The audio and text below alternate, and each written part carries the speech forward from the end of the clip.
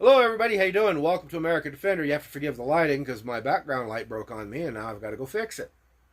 Alright, so today we went out and we did a little wheel gun craziness. Went out and tested them. Shot them up, let Miss Defender get used to some wheel guns, and had a blast, had a lot of fun.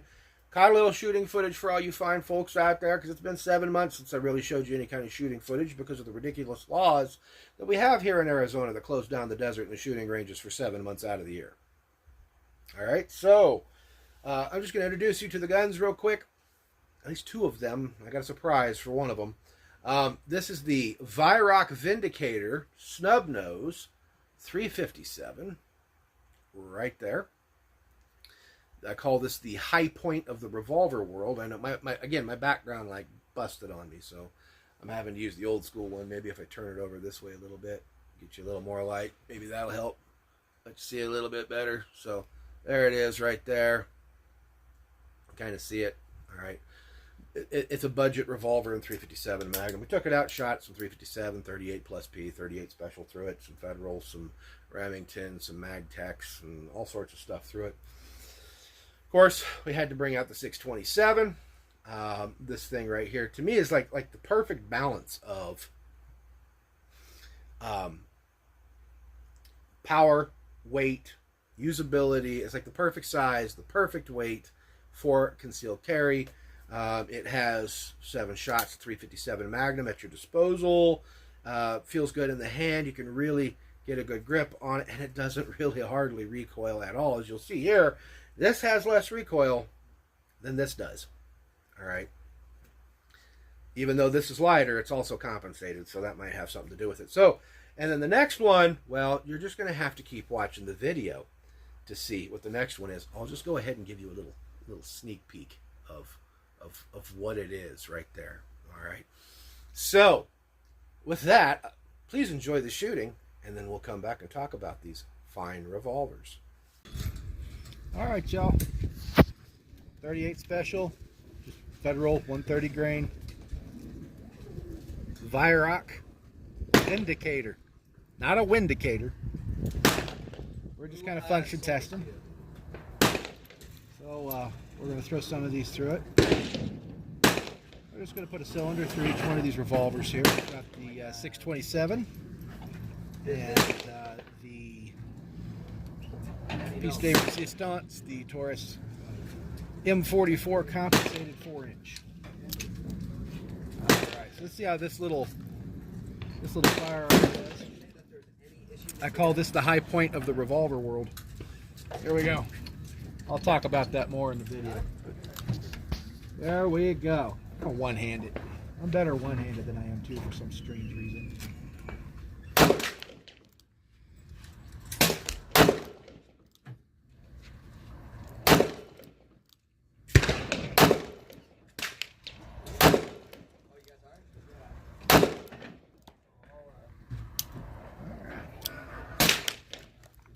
And we don't have to pick up our brass, which is a bonus. Hit a like if you hate picking up your brass. All right, so we'll move on to the next one once I get this brass up. We're going to do the Taurus. Next, the tracker. 7 shots, 2.7. And out of this one, we're going to shoot some Remington Golden Saber, 38 plus P, 125 grain. Spicy little load. You can see we've been popping them off already. 2, 3, 4, 5. I got a couple regular old 38s sitting here. We'll put these two in there and we'll see what the difference is in muzzle flop. Put those two in there. Didn't bring my speed loader today. Don't really need it at the range.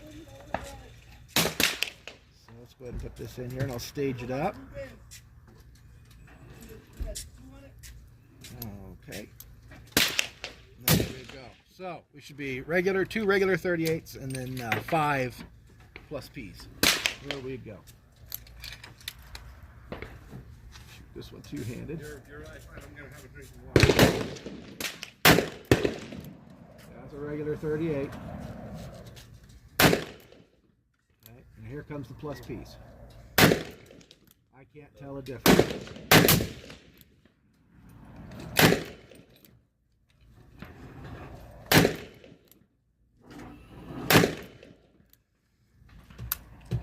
Okay.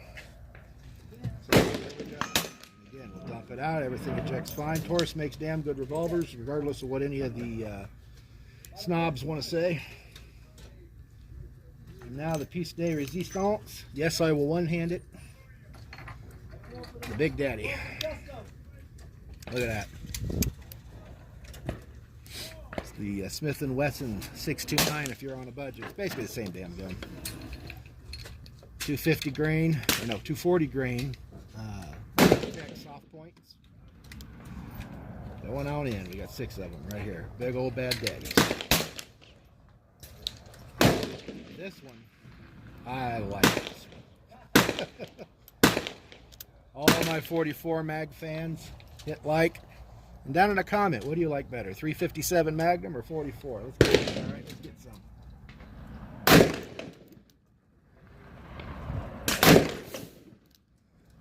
Little bit. Knuckle knocker. Got her hand in there.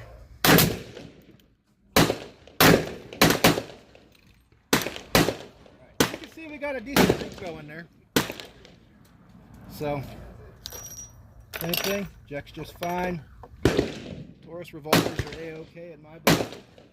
We'll see you at the bench. Alright, y'all. So, here we are. This is the last half of the video here. I hope you guys enjoyed it. If you did, please like, subscribe, you know, all the typical beggings of YouTubers. I'm just going to go through real quick, take a little bit of time, talk about experience with each one, things that I've discovered, how they shot, that kind of stuff, give the opinion. So let's take these two beautiful, awesome machines out of here. And let's talk about this Germanic wonder, the Weirauch Windicator. All right. The Weirauch Windicator is what I call the high point of the revolver world. All right. That's not a knock. It's how I look at it. It's very utilitarian. This is for a person that wants a revolver and 357 Magnum but doesn't have a lot of money. If let's say you have $300 and you want to go get a 357 Magnum snub or 4-inch or 3-inch because they're available in those sizes too. That is where this sits. Okay. However, because of its construction, I don't know that I would shoot a lot of 357 out of this thing. All right. So let's kind of talk about the construction of it a little bit. We got a 2-inch barrel here. It is a aluminum cast. I'll call it a shroud or an encasement. All right, it's a casting over an actual full size, full thickness 357 barrel. All right. Notice that there is no crown or nothing on there, nothing at all. The machining on it is really poor. You can see the marks and everything. I am going to crown this, so if you guys want to see a video on how to crown this thing, you know, subscribe. But the reason they do this is, and this is why it's so affordable, is because it cuts down on machine time. Okay, so this is not Zamac. This is actual just aluminum. All right.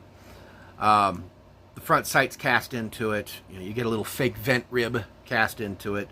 Your groove for your ejector and everything. The barrel is pinned, and then it is also screwed in. As you can see right there, there's a little Allen head.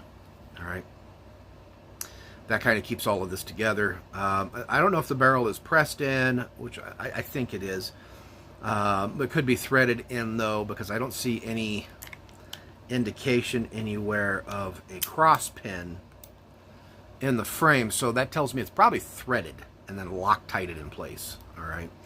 And then the job of this little casting, as you can see right here, is to keep it straight and keep it from backing out, because it kind of locks in.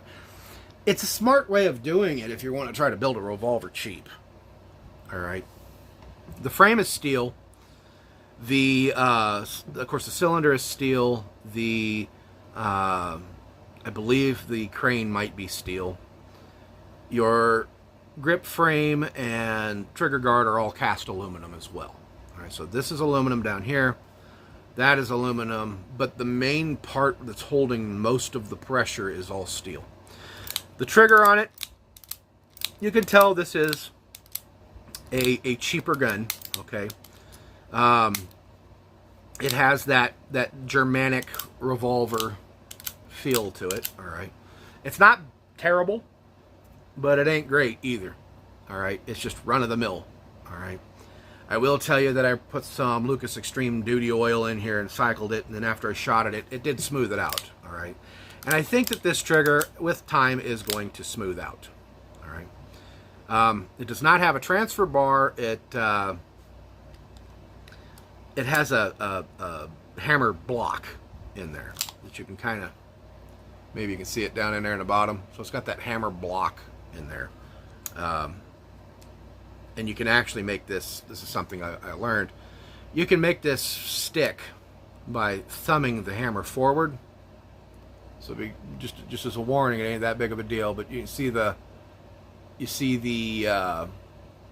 firing pin hanging out. Now I'm gonna try to keep this in view. Okay, now watch. See that? When that does happen, I've noticed with this, when you set it up like that, if you try to open it, it won't let it open. All right, so that's good, at least that they stopped it. All right, so if your revolver, if your Weirauch won't open, all right, and you do this number and let go of the trigger, and it won't open, come up here, grab your hammer spur and give it that, and then it'll open. All right, that's good that they did that.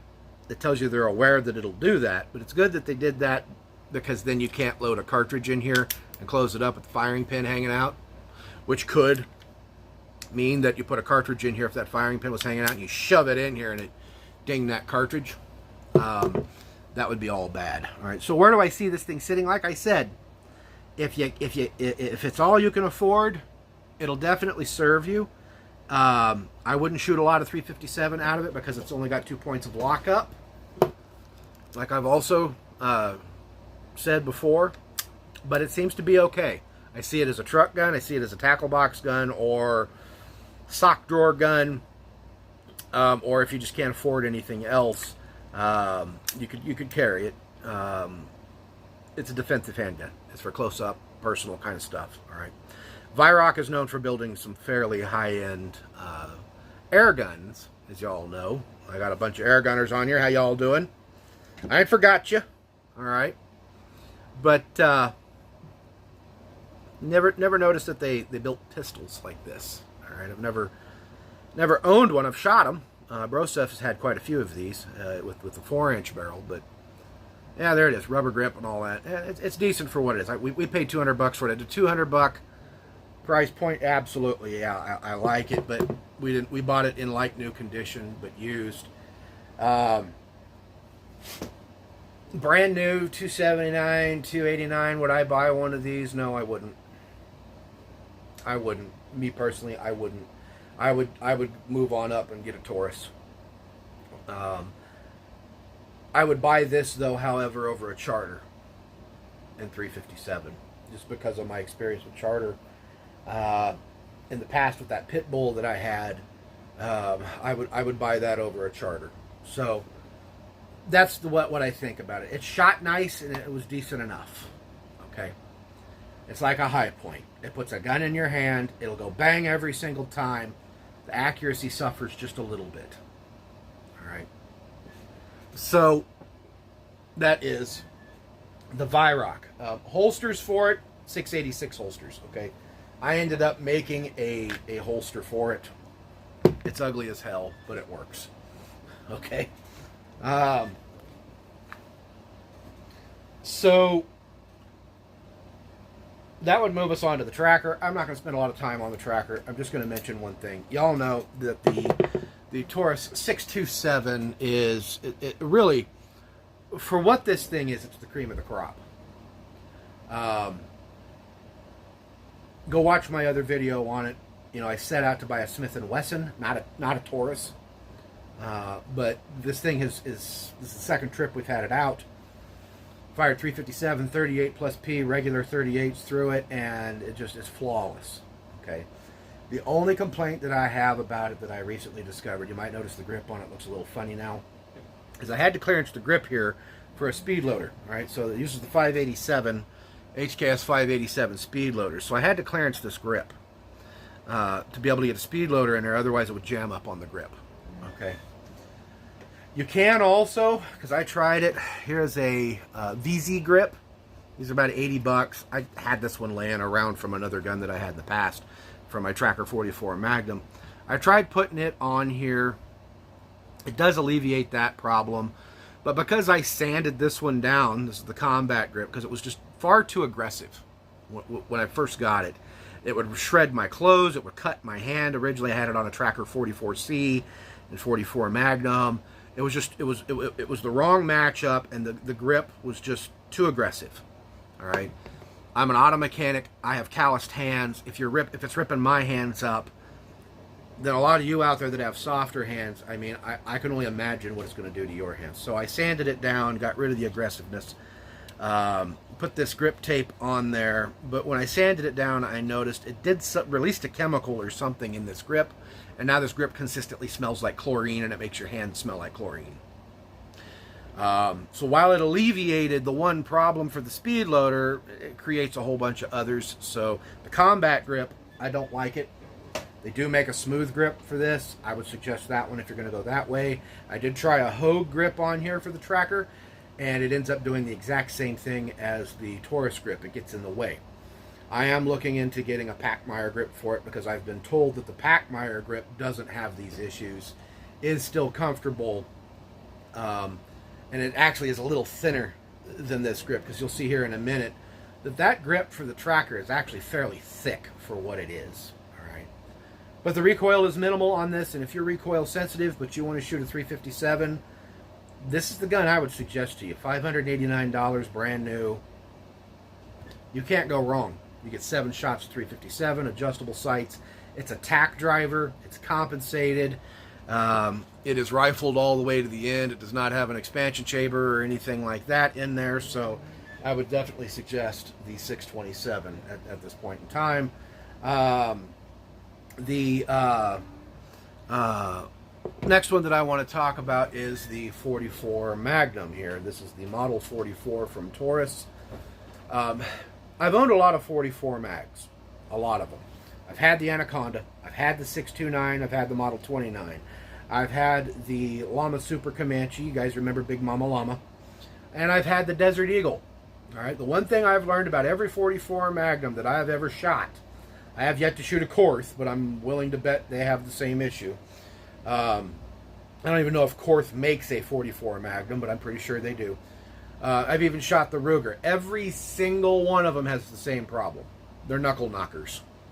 All right, it's just how bad of a knuckle knocker are they?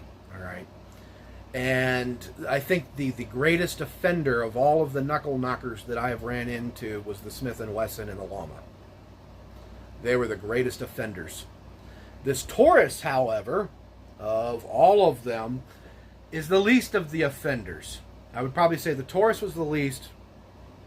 The Smith, or the after the Taurus would probably be the Desert Eagle, and then the Colt Anaconda, and then going into the Smith & Wesson and the Llama, and going on down the line. So this one right here, when I grab it, you can see, if I hold it like so, there's actually a gap there, but that's not how I hold a revolver.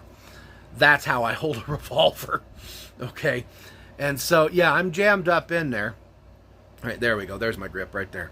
I'm jammed up in there, but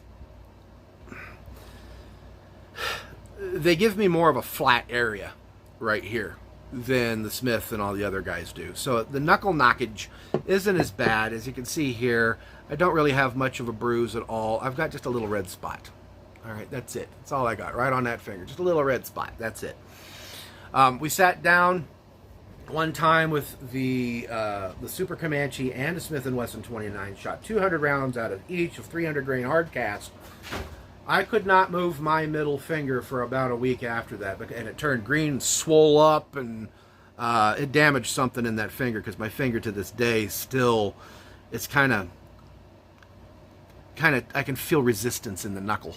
All right, so it definitely did something. But the Model 44, it functioned flawless. It functioned fine. I love the grips. This is the large frame that they make, so this is not a tracker. So if we compare this to the tracker, which is the medium frame, you'll see the difference here. All right. So imagine this in 44 Magnum. That was the other Taurus I had, was the Tracker 44C with those VZ grips came off of. So you can see the difference there in them. All right, both are 4-inch models, both compensated, and you can see here like what I was talking about with the grips. The 44 has a thinner grip than what the 357 here has. These grips are actually pretty good, and when it comes to speed loading, well, they are. I'm doing this at an angle here. They're just fine. They don't jam up or anything. All right, they're just fine. I use a HKS 29 speed loader for it, so they're just fine. I mean, this revolver, for what I paid for it, I got this revolver, again, it was a year old, it was like new but used. I got this for $100 less than I paid for that 357. All right, so and it's compensated. Now I don't know why Taurus does this, but on their 44s that are compensated, they put that expansion chamber in there. It's about 1 inch long, so technically speaking, this is a 3-inch long barrel with a 1-inch compensator on the end of it, and so your performance will mirror that. All right, it will mirror a 3-inch. But all in all, fantastic revolver, very tough revolver. The frames on these Taurus, these large Tauruses, are damn near indestructible. They're fantastic. They're fantastic revolvers, and I even suspect that this frame on this Taurus may be even stronger than the frame that comes on the 629 and the Model 29. All right, I think this might even be stronger. Why do I say that? Because this frame is also used on another one of their revolvers in 454 Casull. All right, so which is something that the L frame from Smith & Wesson was never available in. They went to the X frame to do that. So there is the Taurus 44 Magnum. Just really nice grips. They're aluminum backed inside. They feel good, and you know, weight wise, yeah, she's heavy. It weighs right about 3.2 pounds. It's a heavy revolver, but then again, you're dealing with a cartridge that's, you know, God's cartridge. It's 44 Magnum. I'll do a video later on 44 Magnum, why 44 Magnum of all the Magnums is the best Magnum there is, and that there is nothing better, and that if you get it even bigger than 44 Magnum, you're actually just really wasting money and time because you're not really achieving anything more. So with that, thank you for watching this video on the Weirauch, the 627, and the Model 44. I hope you guys liked the video. I hope you guys like this old school style. You know, this is kind of how I used to do videos when I first began. It was just the old tabletop. Did a little shooting, did a little intro, and that was it. Hit like and subscribe. If you got any questions down below, let me know. And hey, yeah, again, what team are you, 357 or 44 Mag? I'd like to know. All right, I can argue for both sides. So with that, I'm out. God bless you, and we'll see you all on the flip.